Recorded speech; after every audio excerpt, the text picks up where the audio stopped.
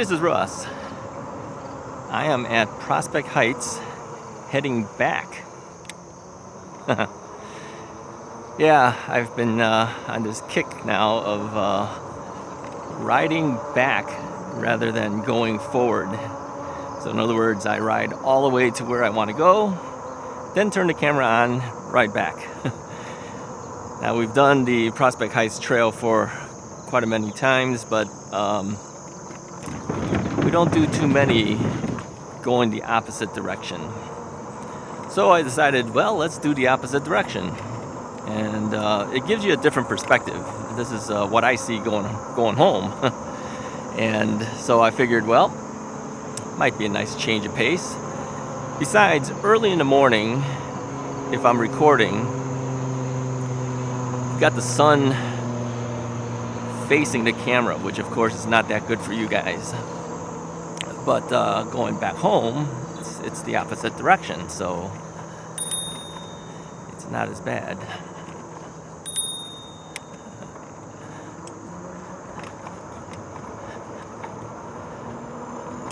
Yeah, sometimes you gotta ring once or twice to get people's attention.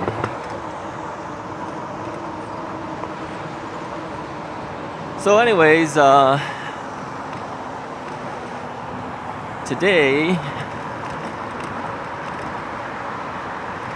I'm trying my best to pedal as much as I can. I still hit the throttle. I tend to hit the throttle on certain turns or certain curves because it's just easier that way. Like I said before, if I don't have to think about it, it's easier to maneuver the bike. So that means usually not pedaling. But I've pedaled most of the way coming here. I will probably pedal most of the way going back. I'm still waiting for the second battery to come in. Today is Wednesday. Not sure when you guys will see it. But I'm expecting the battery is supposed to be in by Friday. But who knows? I checked the FedEx website, and they don't really update their site much as the batteries and stuff travel. But they still show it in California. Supposedly was shipped out on Monday. So if it's on Wednesday and it's still sitting in California, what's it doing? This is the reason why I'm not really a fan of FedEx, because you really don't know what's happening. So you don't know if it's going to show up on Friday or not, even though they tell you it should be showing up on Friday. And of course, if there's a signature required for it.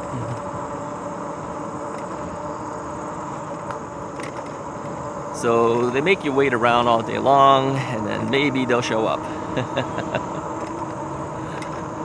The way it is, I guess. I don't know if they've ever shown up early,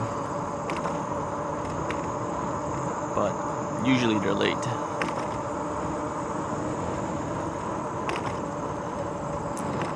So this is what it looks like for me going back all the time.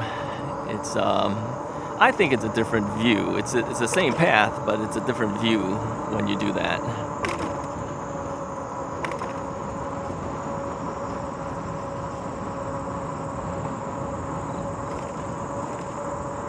Now, so do we keep people in front of us or do we pass them? That's the question. I guess we have to pass.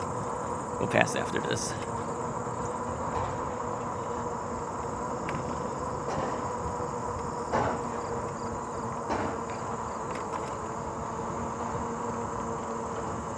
I've been doing some construction on this road.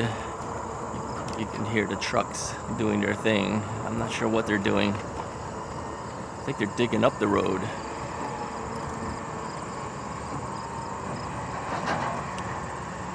They're digging up the road, which makes it tough for us. I think we got to get off the bike.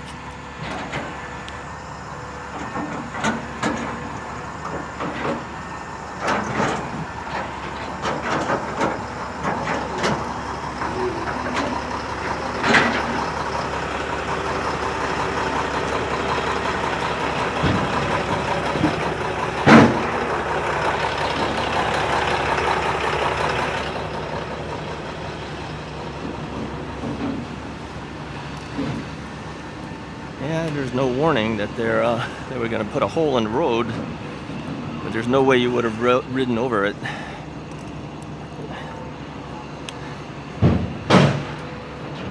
Yeah, I saw those guys working as I was riding out towards where I was headed, but I didn't realize they were actually cutting up the road like that. There's a big ditch, probably like 8 inches deep, maybe, something like that. So no way you could have ridden over it. You'd have to go totally around it. Anyways, we're back on, and that's all that counts.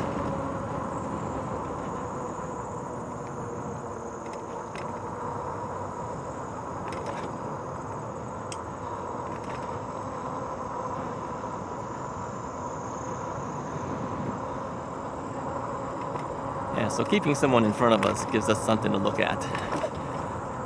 That's the one benefit, but of course then kind of tied up on speed. We'll make our pass.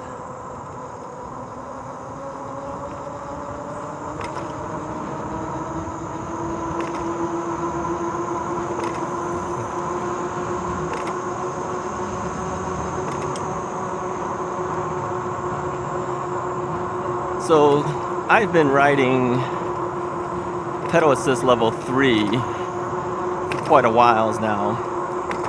Level 3 with the 52 volt battery typically will bring me to around 17 or 18 miles an hour if I pedal consistently.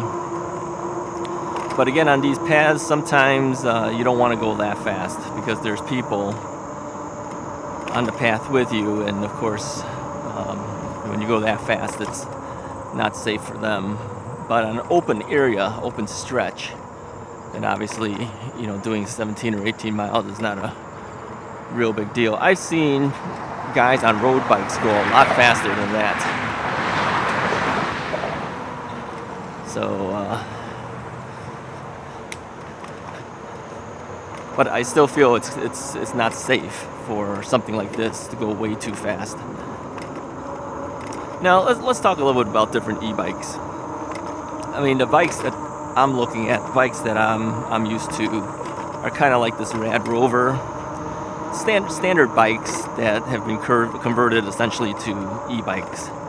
But obviously, there's been some bikes that are designed specifically for speed. I mean, there's what is the thing called, a Super 73 or whatever that model number is called. There's some bikes that are designed for speed, and of course the kids will buy those type of bikes, and those are the bikes that will probably, if anything, give e-bikes a bad name for the general public, because they'll go so fast and of course break every rule of the road that people will end up not liking having e-bikes around. But people in my generation, and they say that the largest purchasers of e-bikes are in the age groups of like 55 and 70, something like that. We're not into that so much. Some people are, I guess, but many of us aren't. We're just interested in getting back out on a bike. And so speed is not really the main issue for us. It's just the experience of being able to go riding again, seeing things, doing things that we haven't been able to do for so long, because maybe we're getting up in age and couldn't really ride a bike very well by ourselves, or at least for any given length of time. But the e-bike opens us up to everything. I mean, if you think about, even for my own situation with the bad knee, rehabbing my knee with it, and now I'm all over the place. Beginning stages I was hesitant on going on the streets, going anywhere really, because you're not familiar with riding for so long that everything's a little scary to you. But now you see me all over the place. The only thing I don't do is major streets where I have to really compete with cars going 45 miles an hour. I'm not comfortable with that. I've done it, but I'm not comfortable with it. What I'm looking for is roads that are less traveled, but still gets me to where I want to go. But like I said, where I live, I'm kind of boxed in. That if I want to go to certain areas, I have to ride those roads that people are driving 45, 50 miles an hour. And so I can't go to those things. Now, getting a trailer hitch, of course, opens you up. You just drive your car, put your bike on the trailer, and then get out to where you need to go. But I don't have one, and I don't see in the foreseeable future of getting one either. It's a long story behind that, but it's not going to happen for me. So if I want to get anywhere, I have to ride there. All right. So certain places we just will not go.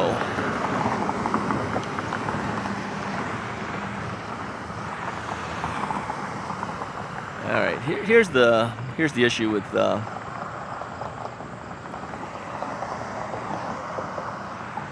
Prospect Heights Trail is that you do have to cross some big streets here, and I know you guys can't see it, but those cars are going about 40 miles an hour, so you have to kind of wait your turn to get across it. It's not bad, it's just that you got to be aware, that's all.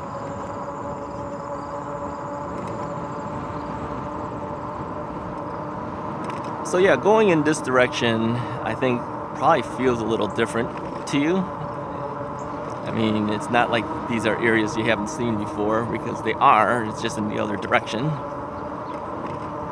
But with the sun in our back, you have a better view now.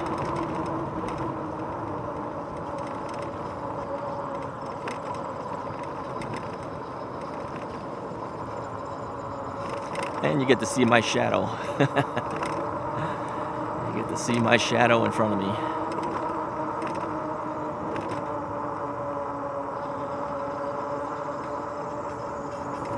Coming up with a dog. Some dogs try to get me. They do.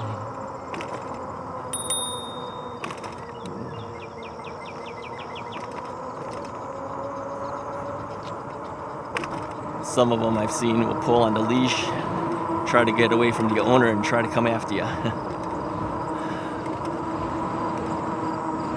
Other dogs don't care. So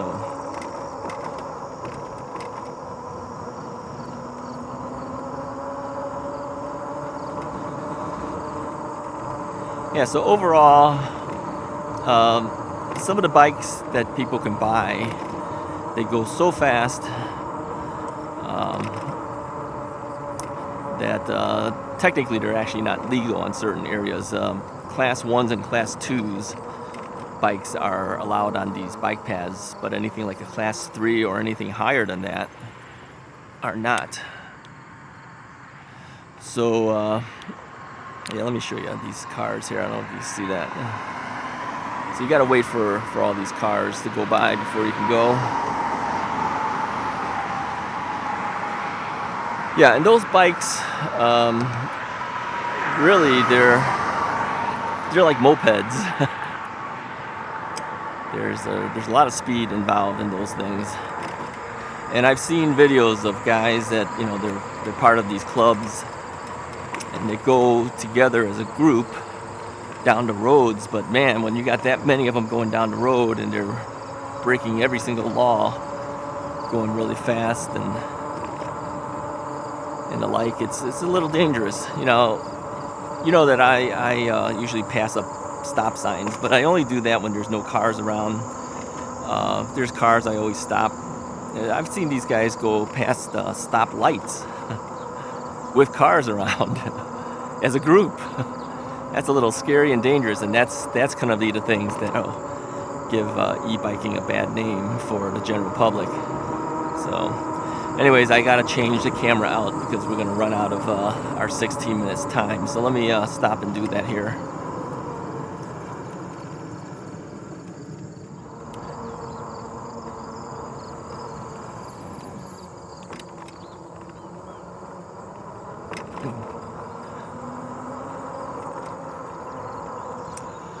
All right, so anyways, enough of those guys.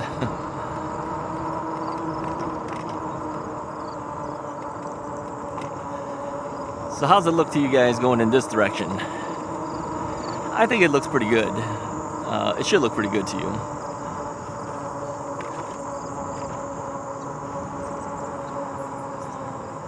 So how's the roads been lately? Well, road construction happens in Chicago, and coming here, there was road construction as well.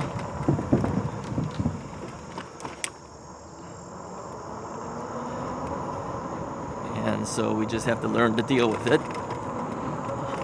Bike map program helps, but gets confused if you get off of it.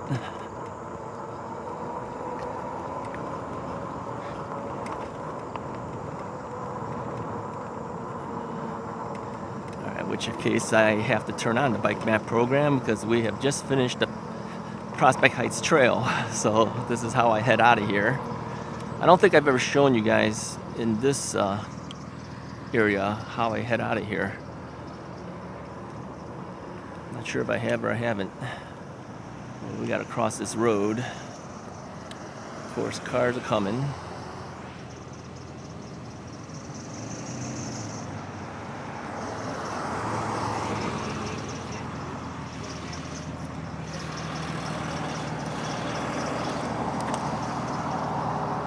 Cross this road, and then you've got to make a left turn over here, which makes it really difficult, of course, because you're in the middle of the road trying to make this turn, hoping that cars don't run you over.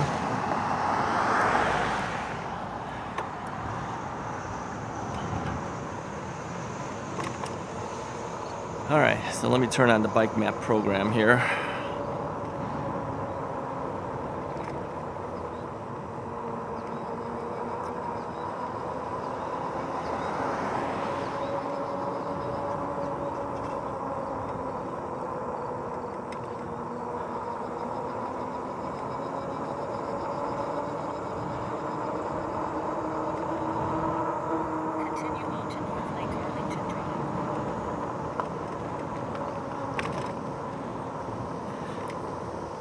So turning on the bike map program on the phone while throttling, that's the equivalent of texting and driving.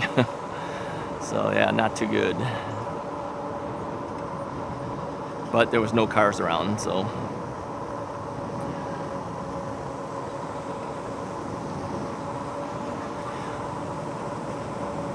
Yeah, early morning is always a better time to go riding, I find. It's cooler. Typically there's less cars. Although, yeah, I think kids are back in school now, so maybe traffic will pick up now.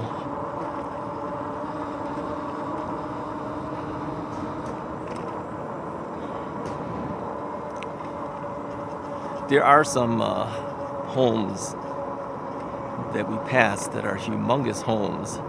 If I get a chance, I'll try to angle the camera so you can see some of these homes. They're really impressive. To see if we actually pass any here. Yeah, there's this one home that I always pass that I'm always impressed with. I think it's like on a double lot. So the place looks humongous. It's got to be worth a lot of money.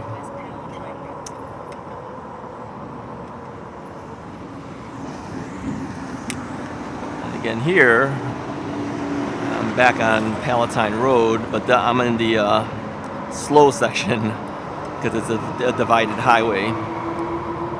Still, it's a 30-mile-an-hour road, but on the other side it's 45 miles an hour. If you look at these speed signs ahead of us, you can see that. So on the right side it says speed limit 30, and on the left side it says 45.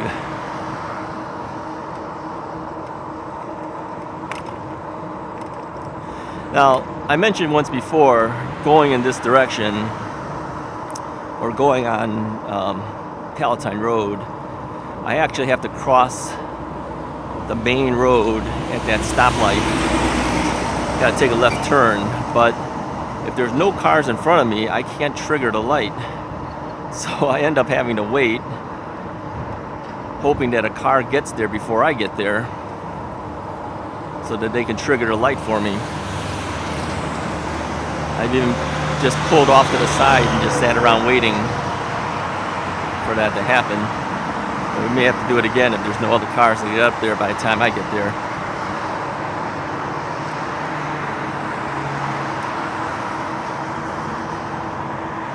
So yeah, backlighting is not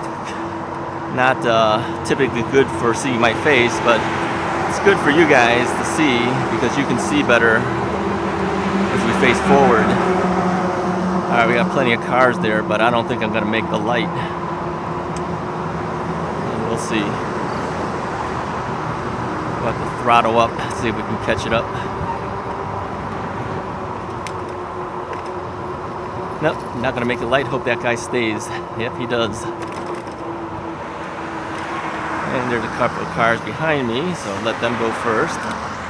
Then I move over to the left lane and sit behind this car.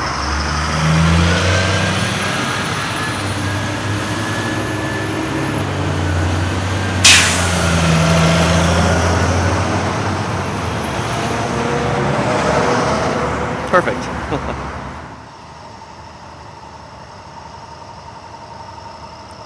Well, I guess it's not our turn yet.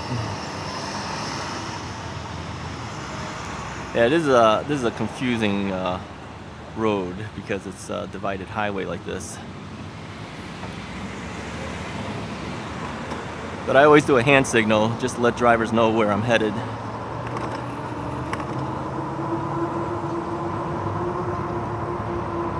It's not that hard of a turn, really. It's actually pretty easy. It's just you have to feel comfortable being on the lane with the cars. I know some people would have a problem with it. I've gotten used to it. I think when I first time I did it, it felt a little funny. But yeah, I've gotten used to the whole thing.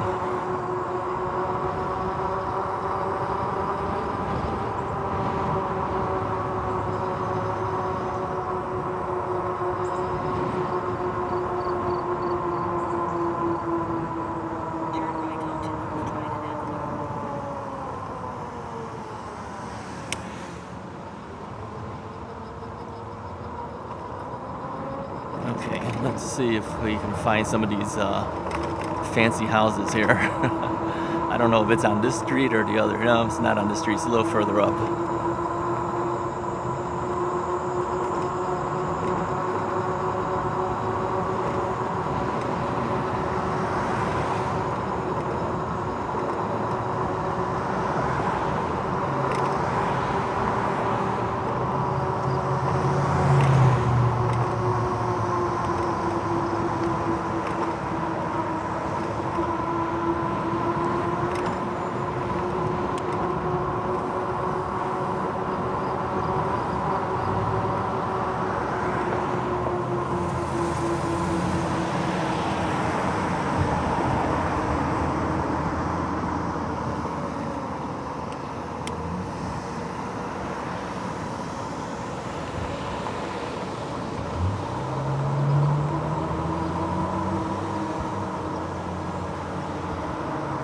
Okay, there's construction on the road that I need to turn on, so we've got to pass it up. As you know, the bike map program doesn't do too well when that happens.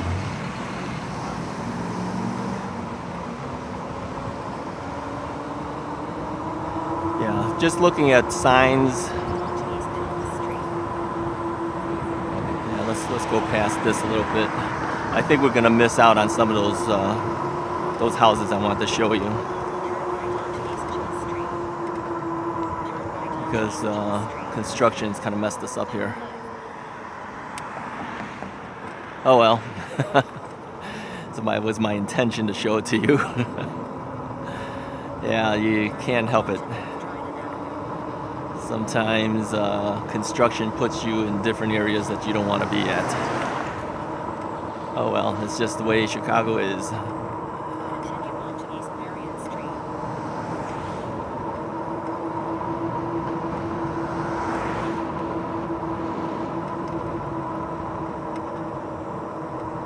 Yeah, so taking these side roads, it's a lot easier for me than it is to take the main busy streets.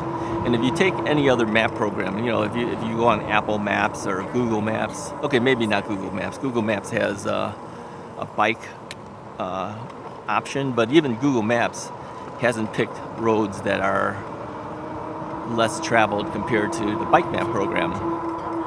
So even though the bike map program has its problems when you go off of what it tells you to do, it's still ultimately the better program for me. Because like right now it's telling me take a left. We know it's not a left, it's got to be a right. Because if we went left, we'd be going back the same direction we came from. Yeah, it has issues. That's something that they need to fix, I think. Like right now, it still doesn't know that I'm heading the wrong way according to what it wants me to do.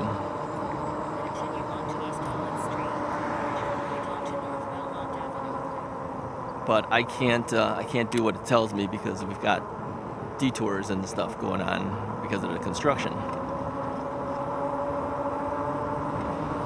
Eventually, it does find its way back for you, but it takes a long time for it to figure out that you're not doing what it's wanting to do. So it's got its issues. Turn right onto North Arlington Heights Road. Yeah, and see, it tells you to go on Arlington Heights Road, which I won't do. I'm going to pass Arlington Heights Road. And then turn a little bit later.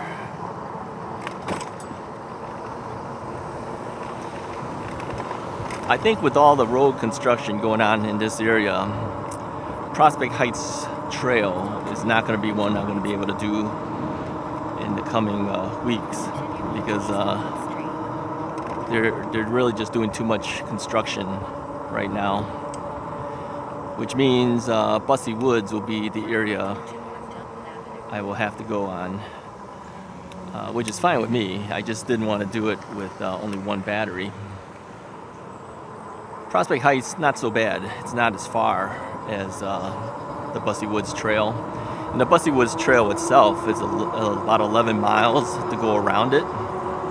So if I went around it twice, I would be over 40 miles going there, coming back, riding around there twice. So with a single battery, it's a little risky not having a backup battery.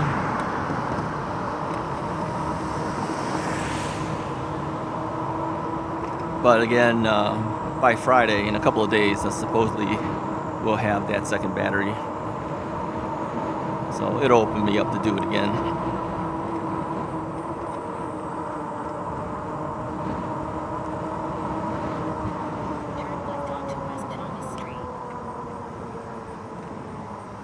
Alright, so we gotta stop here.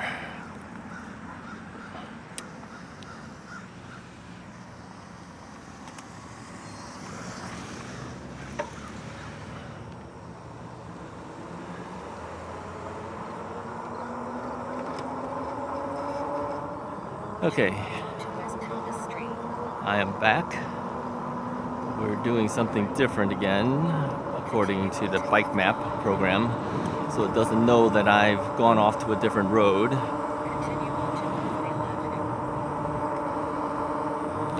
Alright, so it looks like it's finally found where I am. Sometimes it finds you back quicker.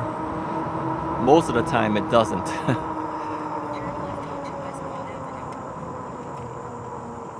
Okay.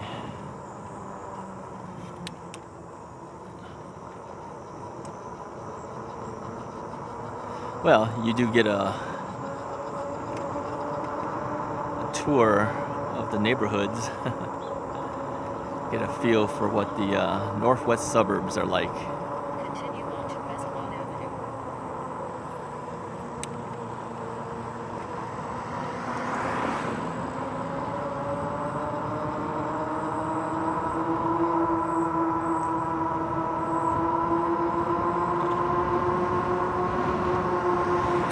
yeah, whenever I get detoured off someplace else, it's always interesting to me too, because I don't know the area, so I'm looking around just like you guys are probably looking at the different properties as we're passing them. I'm looking at them too. I see how the other half lives, right? How the other people live, how their houses are.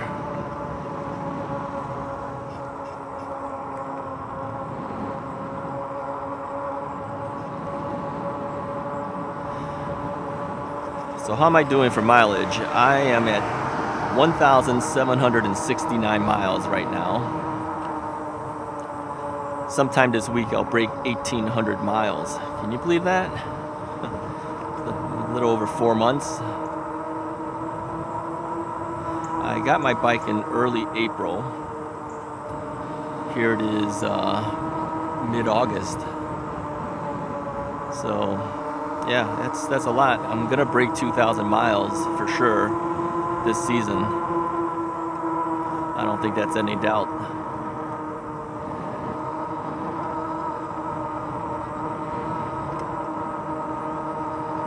There's a guy on one of the forums. I think he's doing the Oregon Trail, something like that, on his bike.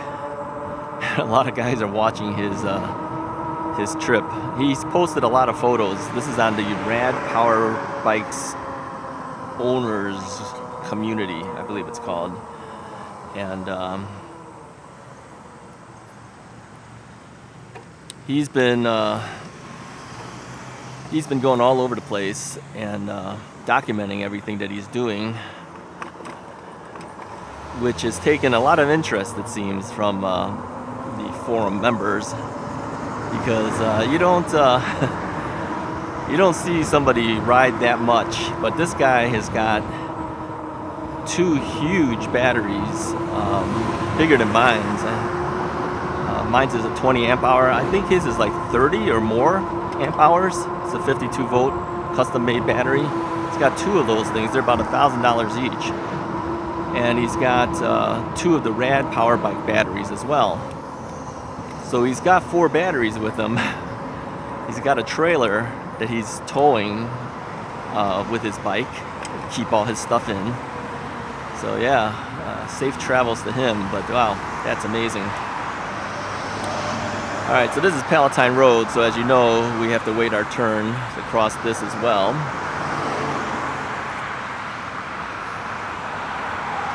This road, yeah, stated at 45, but I'll guarantee you people are doing 50 or more. So as long as there's cars on this road, it'll trigger, but I cannot trigger this road. I know that. I've tried it. Some of my early Sunday morning rides, I'll just stand here and it'll just pass me right up all the time. So you end up having to cross the road against the light. Now, in the state of Illinois, we do have a rule that states that if you're standing there for 2 minutes and the light hasn't changed for you, you can legally cross against the red light. A lot of people don't know that, but you can do it.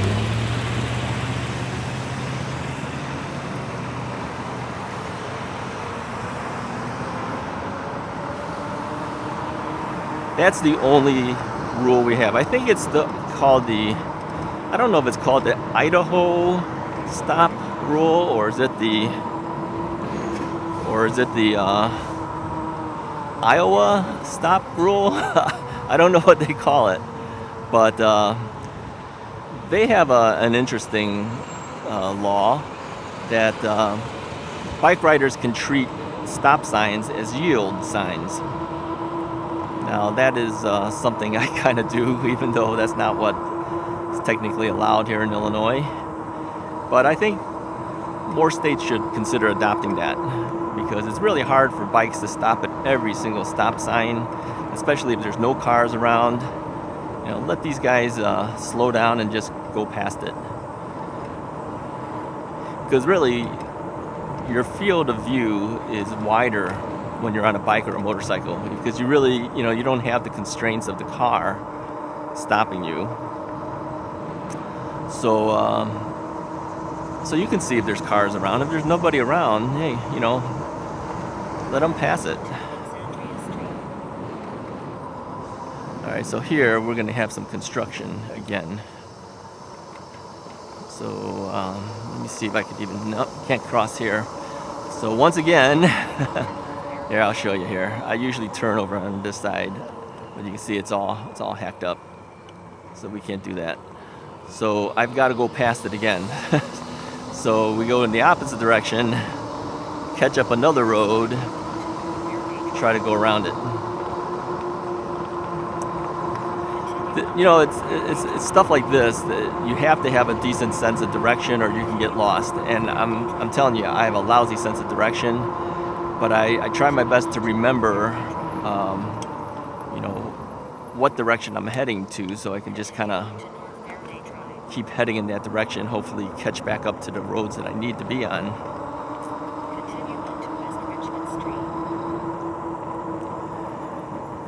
And I've got to pass up a certain amount because I know the construction's still happening. I was looking to my right, and I can see all the construction guys there. And again, Bike Map doesn't help you. It will up to a point, and then if it finds where you are, great. But a lot of times it just spins in circles. I think it's found where I am at this point.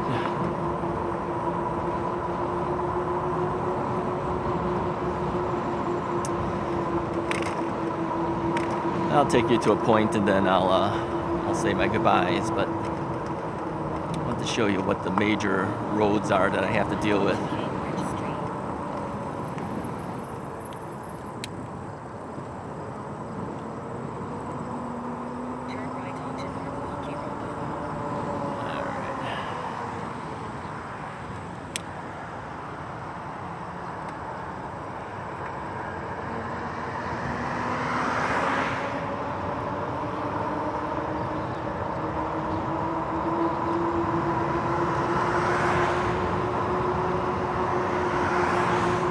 To me, these rides are relaxing, except for when you're dealing with traffic. Then it becomes an issue, like going on this major road to turn here. All right, here's a question for you. If you've lasted this long, if going in the opposite direction looked different to you than going towards Prospect Heights Trail, put a comment below. Let me know if you think this kind of looked different to you, or it looks pretty much the same to you. I mean, it is the same. It's just going the other way. But if it looks different to you, put a comment. Let me know that, okay? Anyways, I appreciate you guys following along and staying this long. If you like the video, hit the like button, hit the subscribe button, and I'll talk to you guys next time.